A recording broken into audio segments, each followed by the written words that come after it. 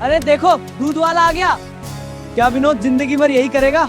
क्या तू दूध बेचकर करोड़पति बनेगा? कंजूस आ गया। 10-10 रुपए बचाकर क्या करेगा? कुछ साल और अब।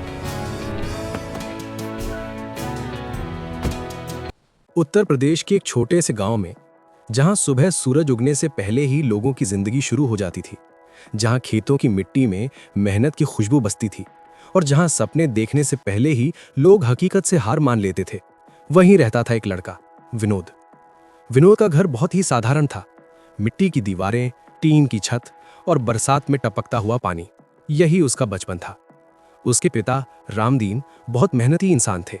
उनके पास कुछ भैंसें थीं और उन्हीं के दूध को बेचकर घर चलता था। हर दिन सुबह 4 बजे, अभी अंधेरा ही होता था, ठंडी हवा चल रही होती थी, लेकिन रामदीन और विनोद दोनों उठ जाते थे। भैंसों को चारा देना, उनकी सफाई करना, फिर दूध निकालना और फिर साइकिल पर दूध के डिब्बे बांधकर बाजार जाना, यही उनकी रोज की जिंदगी थी। विनोद पढ़ाई में ठीक था। उसे स्कूल जाना अच्छा लगता था। दोस्तों के साथ बैठना, किताबें पढ़ना, उसे सब पसंद था। लेकिन गरीबी ने उसका साथ नहीं दिया। 7वीं कक्षा के बाद एक दिन उसके पिता ने उसे पास बिठाकर कहा, बेटा, घर की हालत बहुत खराब है। अब हम तुम्हारी पढ़ाई का खर्च नहीं उठा सकते। तुम्हें मेरे साथ काम करना होगा। विनोद चुप रहा। उसकी आंखों में आंसू थे, लेकिन उसने कुछ नहीं कहा। अगले ही दिन से उसने स्कूल जाना छोड़ दिया। अब वो रोज अपने पिता के साथ दूध बेचने जाता था।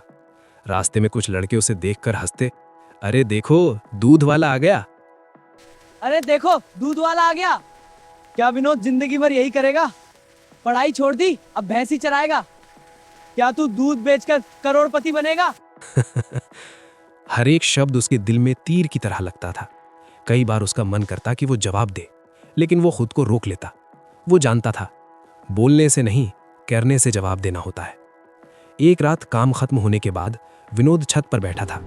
आसमान में चमकते तारे और उसके मन में उठते सवाल।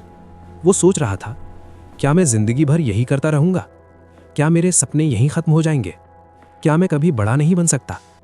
कुछ देर बाद उसने खुद से कहा, मैं अपनी जिंदगी बदलूंगा, किसी भी कीमत पर। अगले दिन से ही उसने एक नया नियम बना लिया। हर दिन कुछ पैसे बचाने हैं, चाहे 10 रुपए हों, चाहे 50 रुपए, लेकिन बचाने हैं। वो खुद कम खर्च करता, कभी अपनी जरूरतें टाल देता, लेकिन पैसे बचाता रहा। लोग हंसते रहे, अरे देखो, कंजूस आ गया। 10-10 रुपए बचाकर क्या करेगा? लेकिन वो नहीं रुका। लगभग 1 साल की मेहनत के बाद उसने अपने पैसों से एक नई भैंस खरीदी। उस दिन उसके पिता की आंखों में गर्व था। उन्होंने कहा, सुन बेटा, तूने तो कमाल कर दिया। मुझे तुम पर गर्व है। विनोद के चेहरे पर हल्की मुस्कान थी, लेकिन उसके अंदर एक नई आग जल चुकी थी। अब उसने वही प्रक्रिया दोहराई। पैसे बचाना, नई भैंस खरीदना। धीरे धीरे संख्या बढ़ती गई। 5 से 10, 10 से 20, 20 से 50। कुछ सालों में उसके पास सैकड़ों भैंसें हो गई। अब पहले जैसा समय नहीं था। पहले वो साइकिल से दूध बेचने जाता था। अब बड़े बड़े दूध के टैंकर उसके फार्म पर आने लगे। अब लोग खुद उससे दूध खरीदने आने लगे। वही लोग जो पहले उसका मजाक उड़ाते थे, अब उससे काम की उम्मीद करने लगे। एक दिन विनोद ने सोचा, अगर मैं सिर्फ दूध बेचता रहूंगा तो कमाई सीमित रहेगी, लेकिन अगर मैं इससे प्रोडक्ट बनाऊं तो मुनाफा बढ़ सकता है। और यहीं से उसकी सोच बदल गई। उसने शुरू किया घी बनाना, पनीर बनाना, दही बनाना। पहले वो सब कुछ हाथ से करता था, लेकिन धीरे धीरे उसने मशीनें खरीद लीं। अब विनोद ने एक छोटा सा प्लांट लगाया। वहां दूध से अलग अलग प्रोडक्ट बनने लगे। उसने पैकिंग शुरू की, अपना ब्रांड बनाया और बाजार में अपने प्रोडक्ट बेचने लगा। अब उसका काम सिर्फ गांव तक सीमित नहीं था, वो शहरों तक पहुंच चुका था। अब विनोद ने अलग अलग जगहों पर तबेला बनानी शुरू की। कहीं 100 गाय भैंसें, कहीं 200, कहीं 300। उसने अपने काम को सिस्टम में बदल दिया। वर्कर्स रखे, मैनेजर्स रखे, हर चीज को व्यवस्थित किया। जिस लड़के को लोग कभी चिढ़ाते थे, वो अब सिर्फ 20 साल की उम्र में करोड़पति बन चुका था। उसके पास कई तबेला, बड़ी फैक्ट्रियां, अपना ब्रांड और मजबूत नेटवर्क। एक दिन गांव के वही लड़के सड़क पर खड़े थे। तभी एक मर्सिडीज वहां आकर रुकी। दरवाजा खुला और उसमें से उतरा विनोद। वही लोग जो कभी हंसते थे, आज चुप खड़े थे। लेकिन विनोद कभी घमंडी नहीं बना। वो आज भी अपने काम को इज्जत देता था।